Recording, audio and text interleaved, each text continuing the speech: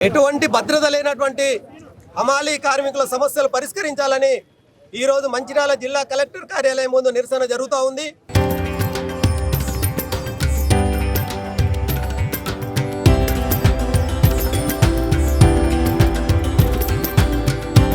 తరతరాలుగా తరగని స్వర్ణ బంధాలు మన మానిపల్లి జ్యువెలర్స్. ఈ హమాలీలు కోరేది గొంతమ్మ కోరికలు కాదు.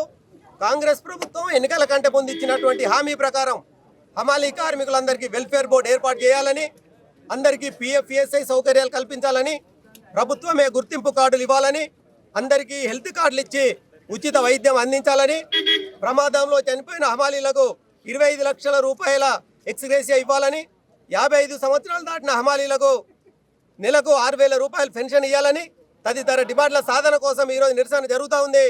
ఒకవేళ ప్రభుత్వం స్పందించకుంటే రాబోయే కాలంలో జిల్లాలో ఉన్నటువంటి అన్ని రకాల హమాలీ కార్మికులందరినీ ఐక్యం చేసి పోరాడి సాధించుకుంటామని చెప్పేసి తెలియజేస్తాం.